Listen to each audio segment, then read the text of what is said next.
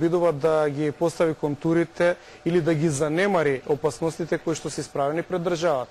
Ние како студенти, спомнав абсолвент бев тогаш и повеќето од учесниците кои што беа во шаторот 15 дена беа длабоко завлезени или пред крај на студиите.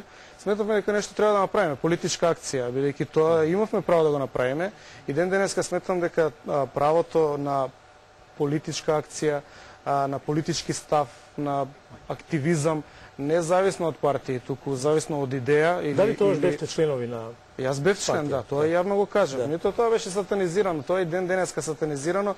Мислам дека тука се прави едно превртување на тези и барање на погрешни излезни оценки.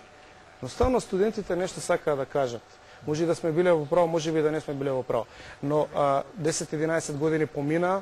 Јас сум убеден дека ние ќе се вратиме да ги преоценуваме и тие настани, но и поврзаноста на тие настани со она што после тоа се случи. Така што не гледам некоја, не знам каква херојска, било каква платформа или потреба од лично промовирање, туку ми се чини дека тоа беше едно канализирање на едно општо незадоволство. Вие знаете какви беа политичките прилики тогаш. Македонија немаше опозиција во парламентот, имаше практично како да ви кажам, фингирана демократија. Секако дека не сте тргнале со предумислата дека сега ќе бидеме херои и ќе го правиме ова заради тоа. Се согласувам со тоа. Но околностите кои ги создаваат хероите се така, ниту еден херој не тргнува со таа предумисла. Значи тука се случуваат разни околности, надворешни медиуми, ситуацијата и така натаму.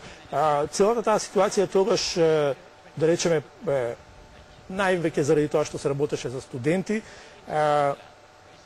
реферираше на студентските движења во 60-тите, 68 година, исто заради настаните на универзитетот и заради промените и така натаму. И сега сакам да дојдам до тоа дека можеби луѓето бараа да видат нови ликови, нови идеи, нови промотери на новото време за да го направат тоа.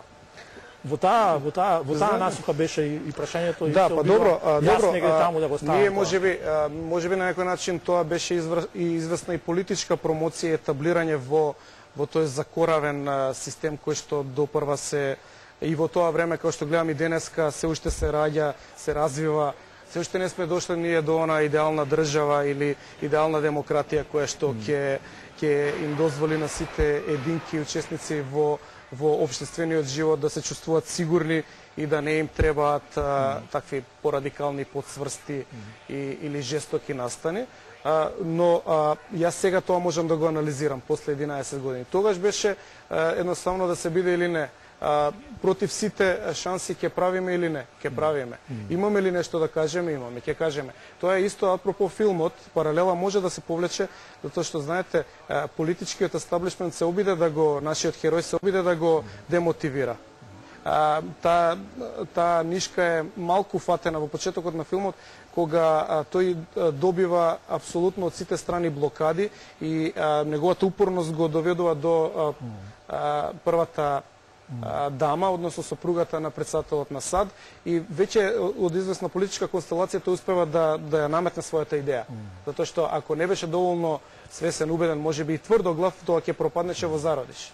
Така што потребна е одредена жестока детерминираност да се започне циклус, настан, да се дојде до одреден резултат. Тоа поврзано со ова што го спомнавте, човечките слабости се оние што понекогаш ги попречуваат луѓето да ги победат искушенијата, особено кај хероите. Има една мисла која вели дека Мартин Лутер Кинг бил голем затоа што не дозволил човечката слабост да го попречи во спроведувањето на неговата идеја. Никола, ти имаше малце поинакво мислење за настаните 97 година. Да. Но во контекст на тоа дали времето беше такво за да имаме потреба од тој тип на херои, мислиш ли дека... Не, со Филип се согласувам во тоа и тоа е стварно важен момент. Дека ситуацијата беше грозна, беше тапа, особено тапа во смисла на некакви демократски слободи. 95-та моравме тогаш да имаме предвремени избори, многу арогантно СДСМ ги одбија. Едноставно беше толку завриено доле во населението, толку беа незадоволни од почетокот на таа транзиција, што мораше да има предвремени избори. Сомнителни беа претходните избори.